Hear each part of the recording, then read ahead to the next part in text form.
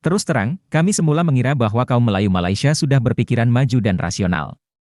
Anggapan ini muncul karena Malaysia relatif lebih maju dibanding Indonesia, terutama dari pembangunan fisik dan layanan publik. Tapi ternyata anggapan itu keliru besar. Di balik gedung-gedung yang megah di Malaysia, ternyata sebagian kaum Melayu Malaysia masih berpikiran primitif. Jadi tidak sinkron atau tidak selaras dengan kemajuan ekonominya. Hal itu berbeda dengan Singapura misalnya. Negara Singapura maju secara fisik, dan cara berpikir rakyatnya pun amat waras dan rasional. Lalu, kenapa sebagian kaum Melayu Malaysia tertinggal dalam urusan pola pikir?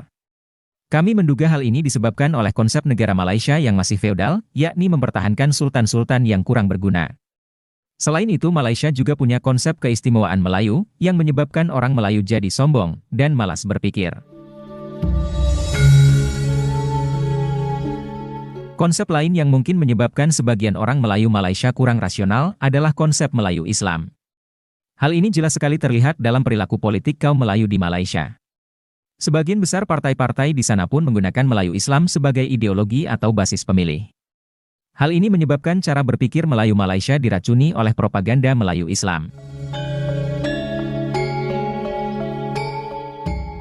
Konsep Melayu model Malaysia saja sudah aneh. Karena semua suku disebut Melayu. Orang Arab dan India pun disebut Melayu. Jadi, sebenarnya konsep Melayu palsu. Nah, konsep Melayu Islam lebih aneh lagi karena agama digabungkan dengan sentimen kesukuan atau ras. Jadi semua konsep bernegara yang kuno dan aneh itulah yang membelenggu kaum Melayu Malaysia.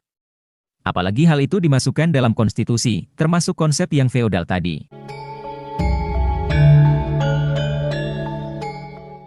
Jadi konsep negara Malaysia sebetulnya amat primitif dan terbelakang. Kelihatannya saja parlemen Malaysia heboh.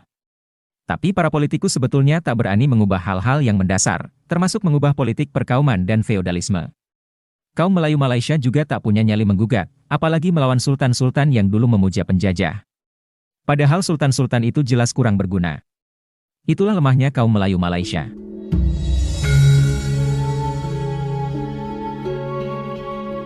Sebaliknya konsep negara Indonesia amat modern, karena Indonesia merupakan negara republik, berdasarkan Pancasila dan Bhinneka Tunggal Ika.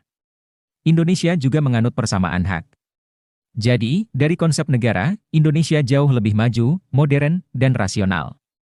Bahwa sebagian rakyat Indonesia masih ada yang berpikiran kurang rasional, itu soal lain. Hal ini juga menyangkut tingkat pendidikannya. Konsep negara Malaysia yang amat kuno itulah yang mempengaruhi pola pikir profesor mereka, terutama profesor Melayu, hingga generasi muda Melayu Malaysia. Konsep bernegara Malaysia bukan hanya primitif, feodal, tapi juga rasis. Itulah yang menyebabkan pola pikir kaum Melayu Malaysia amat aneh jika membahas masalah asal-usul kaum Melayu Malaysia, membahas sejarah, dan bahasa Melayu. Marilah kita lihat satu persatu.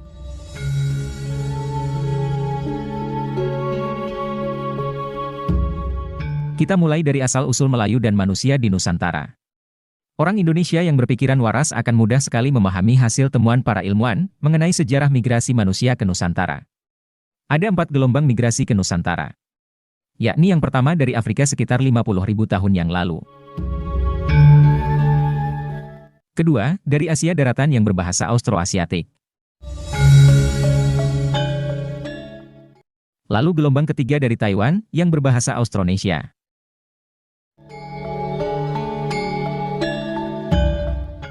Dan terakhir, migrasi di era sejarah, misalnya dari India dan Arab.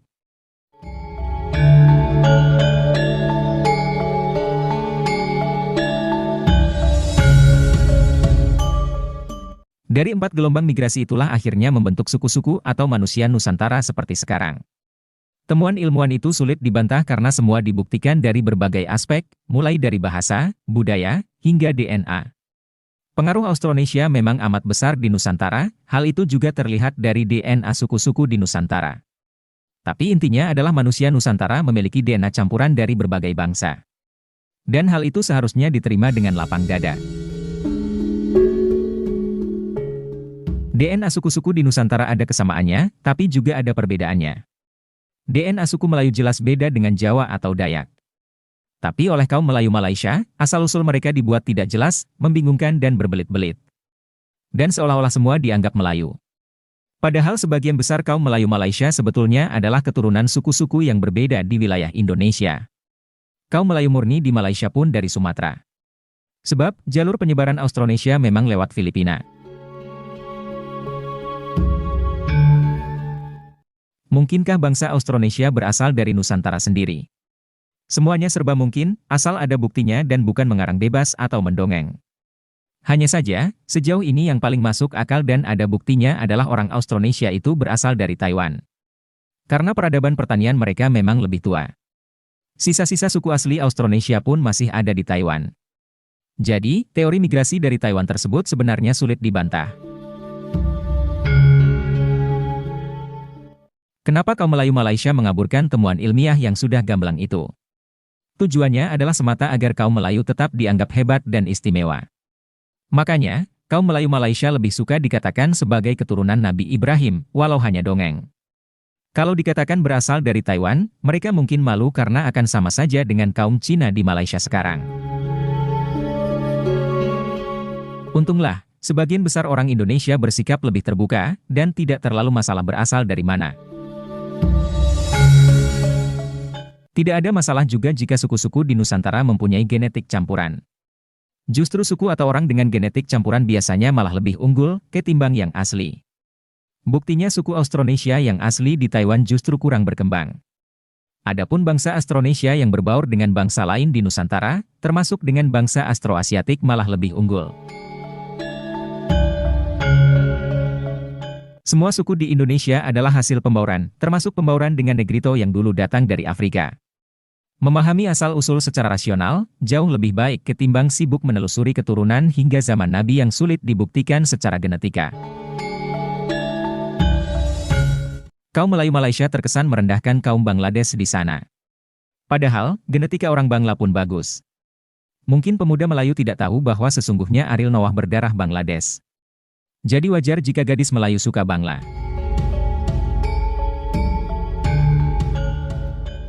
Yang kedua, orang Melayu Malaysia juga tampak bingung mengenai sejarah negaranya sendiri.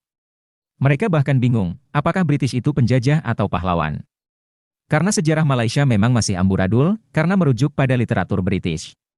Selain itu, kaum Melayu Malaysia memilih untuk mempertahankan sultan-sultan mereka. Padahal, sultan-sultan itu jelas pemuja penjajah.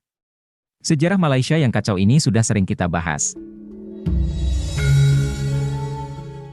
Selanjutnya yang ketiga adalah mengenai bahasa Melayu.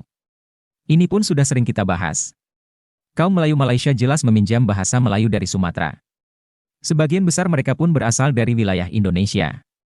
Tapi mereka sok paling Melayu. Kaum Melayu Malaysia juga kurang menghargai bahasa Indonesia yang dikembangkan dari bahasa Melayu. Dengan kata lain, kaum Melayu Malaysia juga kurang menghargai bangsa dan negara Indonesia. Kaum Melayu Malaysia terkesan mau enaknya sendiri. Mereka gagal memartabatkan bahasa Melayu di Malaysia, tapi mereka ingin melabeli bahasa Indonesia dengan sebutan Melayu. Mereka juga selalu mengatakan jumlah penutur bahasa Melayu mencapai 300 juta. Padahal, jumlah penduduk Malaysia pun hanya sekitar 30 juta. Pertanyaannya, bagaimana mereka bisa mengembangkan bahasa Melayu Malaysia, jika menghitung jumlah penutur bahasa Melayu pun tidak bisa? Bagaimana mungkin mereka bisa memartabatkan bahasa Melayu Malaysia, jika yang mereka hitung sebenarnya jumlah penutur bahasa Indonesia? Sikap kaum Melayu Malaysia yang seperti itu amat memalukan sekaligus menyedihkan. Mereka seperti tidak punya harga diri dan integritas. Mereka juga tidak bisa menghargai karya bangsa Indonesia. Kaum Melayu Malaysia tidak bisa menghargai jerih payah bangsa Indonesia yang berpuluh tahun mengembangkan bahasa Indonesia. Menghadapi sikap kaum Melayu Malaysia seperti itu, wajarlah banyak orang Indonesia yang marah. Kaum Melayu Malaysia sering mengatakan serumpan-serumpun, tapi di sisi lain malah sering menghina orang Indonesia. Kaum Melayu Malaysia mengembangkan konsep alam Melayu, Mahawangsa Melayu dan sebagainya, tapi di masa lalu mereka justru mengkhianati Nusantara. Ketika Nusantara kompak mengusir penjajah, kaum Melayu malah berlindung pada British. Jadi sikap kaum Melayu Malaysia amat tidak konsisten dan membingungkan. Kaum Melayu mengaku mengibarkan bendera Islam, tapi di sisi lain juga membiarkan kasino sebagai sumber pendapatan Malaysia. Itu sebabnya, kami akan selalu bersikap kritis terhadap konsep dan propaganda yang berasal dari Melayu Malaysia. Terima kasih sudah menonton sajian kami, sampai jumpa lagi.